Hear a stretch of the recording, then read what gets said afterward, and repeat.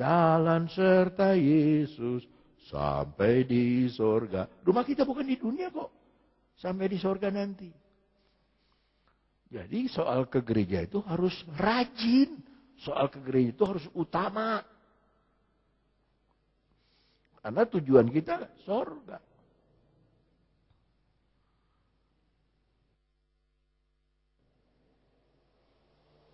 Ayat 13. Dan karena kami menafsirkan hal-hal rohani kepada mereka yang mempunyai roh. Maaf saudara. Hal-hal rohani disenangi cuman orang yang punya roh.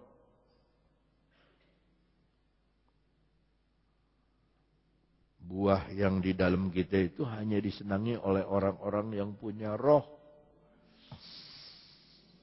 Kami berkata-kata tentang karunia-karunia Allah dengan perkataan yang bukan diajarkan kepada kami oleh hikmat manusia, tetapi oleh roh. Tetapi manusia duniawi tidak menerima apa yang berasal dari roh Allah. Karena hal itu baginya adalah satu kebodohan. Dan ia tidak dapat memahaminya. Sebab hal itu hanya dinilai secara rohani. Tapi manusia rohani menilai segala sesuatu, tapi ia sendiri tidak dinilai oleh orang lain. Sebab siapa yang mengetahui pikiran Tuhan, sehingga ia dapat menasehati dia. Tetapi kami memiliki pikiran Kristus. Mungkin belum bisa tangkap saudara ya. Saya mau bandingkan dua orang istri. Satu istri Ayub, dibanding dengan istri Pilatus. Istri Ayub itu kenal Tuhan. Tahu Tuhan. Tahu dari suaminya bahwa tahu berbaktilah. Tahu apa itu doa. Tahu itu mezbah, dia tahu. Istri Ayub. Tapi waktu Ayub dalam percobaan, istri Ayub yang ngomong begini. Udah kamu kutuk Tuhan lalu mati.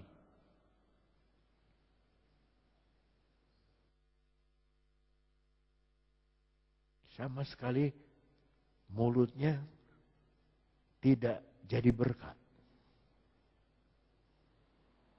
Mari kita lihat istri Pilatus. Pilatus lagi ngadilin Yesus. Panggil sama istrinya. Sini.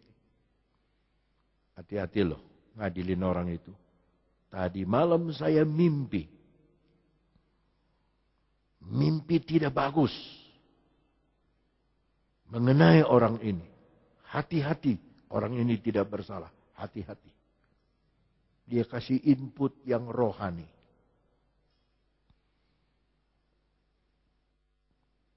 Sekarang saya mau cerita tentang dua suami.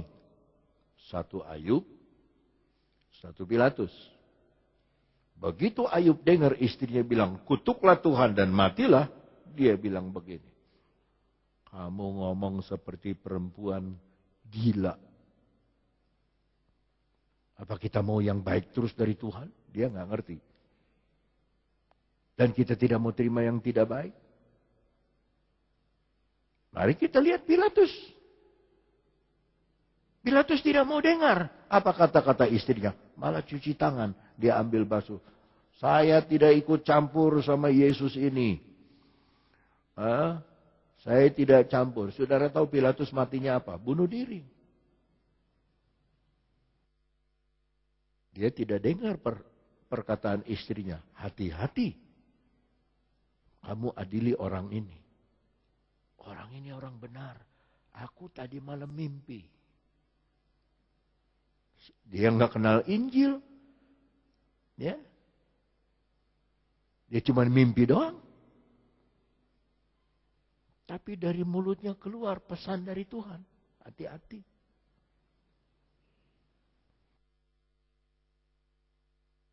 Jadi istri dan suami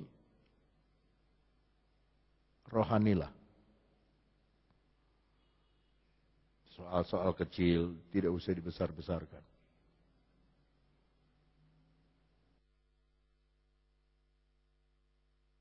Ya.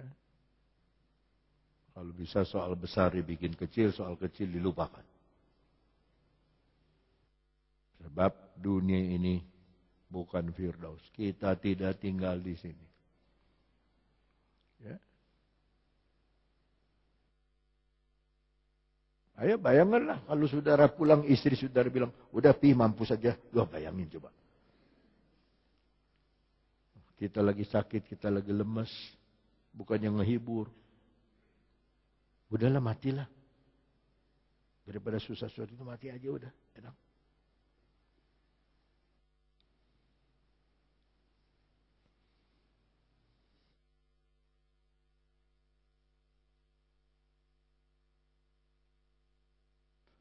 Kemarin ada yang bersaksi di Jakarta. Satu bapak sakit nggak bisa jalan. Udah periksa dokter ini, dokter itu, profesor ini, profesor itu, nggak baik-baik. Saudara tahu bayinya sama apa? Sama Bodrex. Dia nggak tahu bagaimana Tuhan, tolong dah ambil Bodrex dalam nama Yesus makan minum. Baik, jalan langsung. Profesor apa dulu dia nggak tahu ada Bodrex, tapi Profesor Roh Kudus kasih itu pakai Bodrex. Sebab Bodrex itu kan ada pasukannya, pasukan Bodrex dia baris, langsung bisa jalan. Dia bersaksi, nyanyi lagi. Oh, bersaksi, haleluya. Kembali lagi kepada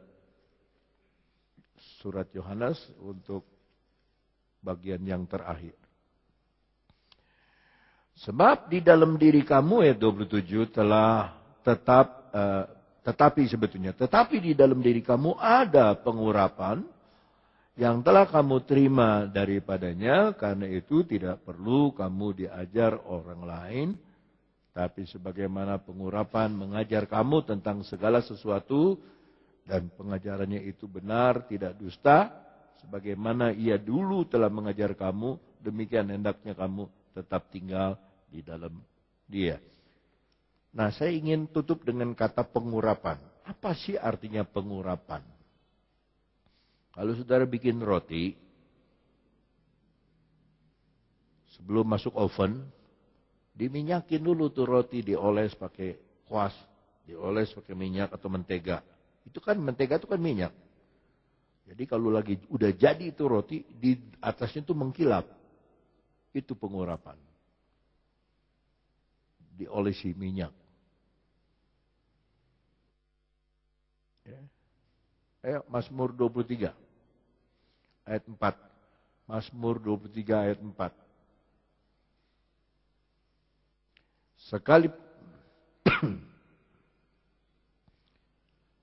Sekalipun di depan saja sudah lihat, aku berjalan dalam lembah kekelaman, aku tidak takut bahaya.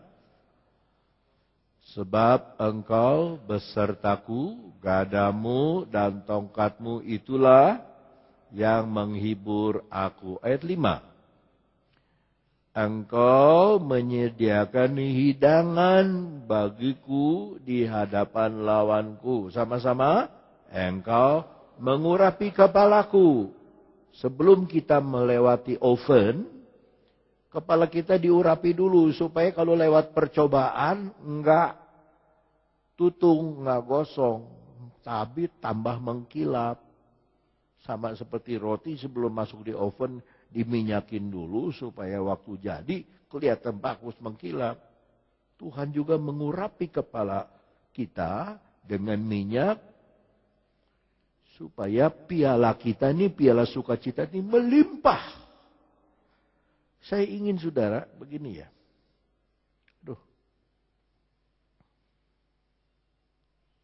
Dulu ada yang bunuh diri meninggal.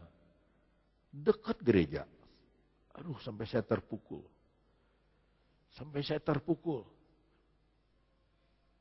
Dekat sekali dengan gereja. Dia bunuh diri, seorang perempuan. Tuhan, terpukul saya.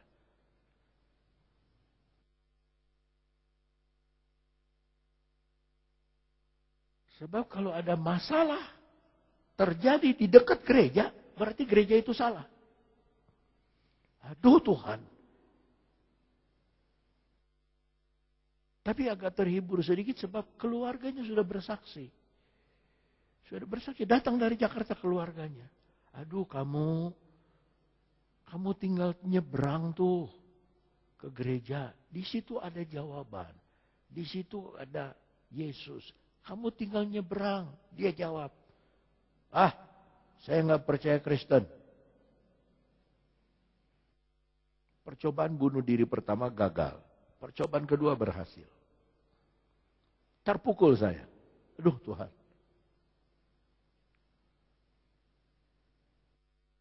Jadi kalau sampai ada orang jelek-jelekin gereja kita, saya terpukul. Seharusnya mereka tuh terkagum-kagum sama orang Kristen. Karena sukacitanya itu melimpah. Kalau saudara lewat di jalan raya itu, orang itu mesti goyang kepala. Aduh, si engkau itu jadi baik ya. Aduh, si Inci itu jadi baik. Itu. Kemarin saya bawa 7 pendeta, karena foto sama-sama guru sekolah Alkitab. Foto sama-sama, makan siang. Biasa di Saung Nikmat penuh. Nggak tahu dari, itu mobil penuh. Jadi akhirnya mau hitung. Walah, dia mau hitung. Duduk, dia mau hitung. Ada sekelompok orang. Ya, makan ya. Nggak ngomong-ngomong. Ya pulang. Kita makan aja. Makan. Udah selesai makan. Sudah dibayarin katanya. Ya. Bahkan yang bayarinya aja. Saya baru ketemu, waktu itu baru ketemu. Ya. Keluarganya sih suka kebaktian sih, tapi dia ada jenggotnya bagus.